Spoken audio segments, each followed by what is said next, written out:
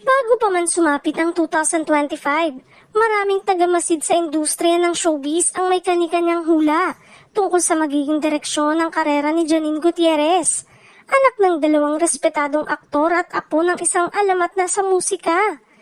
Madalas siyang ituring na born into fame, ngunit para sa marami, malinaw noon pa man na ang magiging tagumpay niya ay hindi lang bunga ng apelido, kundi ng sariling sipag, talino at malinaw na pagpili ng mga proyekto. Noong mga nakaraang taon, madalas hinulaan ng entertainment writers at fans na si Janine ay lalayo sa tipikal na safe role at mas pipiliin ng mga karakter na may lalim at hamon.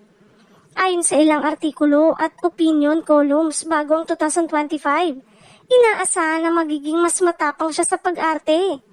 Mula sa mababait na bida patungo sa morally complex at minsan ay kontrabidang papel. Ang ganitong prediksyon ay nakabatay sa kanyang mga naunang indie film at seryeng nagpakita ng kanyang kakayanang umarte ng lampas sa inaasahan. Pagsapit ng 2025, unti-unting napatunayan ng mga hulang ito.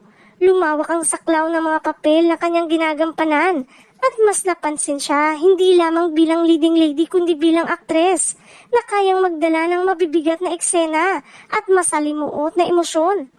Ang hula ng magiging actors-actress siya, mas pinahalagahan ng kritiko kaysa simpleng popularidad, ay naging mas malinaw sa panahong ito ng kanyang karera. Isa pang madalas na hulang lumalabas noon ay ang posibilidad na palawakin ni Janine ang kanyang papel sa industriya, hindi lang bilang aktres kundi bilang isang creative force. Bago ang 2025, may mga nagsasabing papasok siya sa production, dokumentaryo o mga proyektong may personal na halaga. Ang ganitong prediksyon ay nakaugat sa kanyang pagiging vocal tungkol sa sining, kultura at pamana ng kanyang pamilya. Pagsapit ng 2025, nagsimulang makita ang senyalis na hindi na lamang siya content sa harap ng kamera, kundi interesado ring magkwento sa mas malalim at mas makabuluhang paraan. Hinulaan din ng ilan na magiging mas mapili siya sa mga proyekto, mas kaunti man ngunit mas may bigat, sa halip na sunod-sunod na mainstream shows. Inaasahan na pipiliin niya ang mga kwentong may saysay at karakter na may malinaw na arko.